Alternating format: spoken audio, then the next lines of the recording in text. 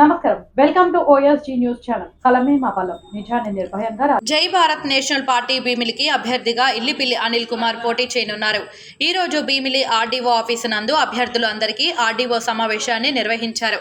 ఈ క్రమంలో పాల్గొన్న అభ్యర్థి అనిల్ మాట్లాడుతూ జై Bharat national party symbol torch light ప్రజలకు చీకటి పొరలు చీల్చి వెలుగులు నింపుతుంది. గత నాయకులు ఇప్పటి వరకు భీమిలి అభివృద్ధి దిశగా మార్చింది లేదని, అదేవిధంగా మా నాయకుడు బాటలో ఓటుకు నోటు వేసే రోజులు మారాలి, చదువుకున్న వాళ్ళు ముందుకు వచ్చి సంపూర్ణ పోలింగ్ చేయాలి అని ఈ సందర్భంగా ఆయన మీడియాతో మాట్లాడారు.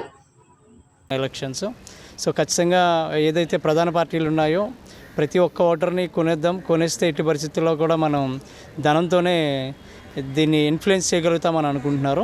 కానీ అది ఖచ్చితంగా ఆ నిర్ణయం అనేది తప్పు అనేది ఈ ఎలక్షన్ రిజల్ట్ వచ్చిన రోజు తెలుస్తుంది. ఎందుకంటే భీమిలి ఓటర్లు ఈరోజు నేను మళ్ళీ చాలా సందర్భాల్లో చెప్పాను, 3,60,000 వరకు ఉన్నారు. ఎంత మొబిలైజ్ చేసినా సరే 1,60,000 వరకు కూడా ఓటర్లు అనేవాళ్ళు న్యూట్రల్ ఓటర్స్ ఉన్నారు. న్యూట్రల్ ఓటర్స్ అనేవాళ్ళు ఓటింగ్ దగ్గరికి వచ్చి ఓట్లు వేసే రోజున ఖచ్చితంగా ఈ రిజల్ట్స్ అనేవి తారుమారు అవుతాయి. ఆ ఒక్క నమ్మకంతోనే మేము ఈ ఎలక్షన్కి రావడం జరుగుతుంది. మా పార్టీ విధి విధానాలు కానీ మా అధ్యక్షులు గారి నిబద్ధతతో మేము ప్రతి ఒక్కరి దగ్గరికి వెళ్ళడం జరుగుతుంది. ప్రతి ప్లేస్లో కూడా మాకు మంచి స్పందన కూడా లభిస్తుంది. అండ్ నేను ఇంకో విషయం కూడా చెప్పాలనుకుంటున్నాను.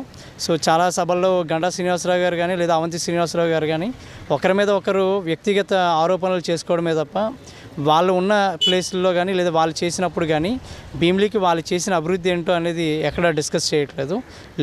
రేపు గెలిచిన తర్వాత భీమిలికి వాళ్ళు ఏం చేస్తారో చెప్తే బాగుంటుంది, ప్రజలు అది ఆలోచించే తనంగా కూడా ఉంటుంది అన్నది నేను చెప్తున్నాను. థ్యాంక్ యూ అండి, ధన్యవాదాలు.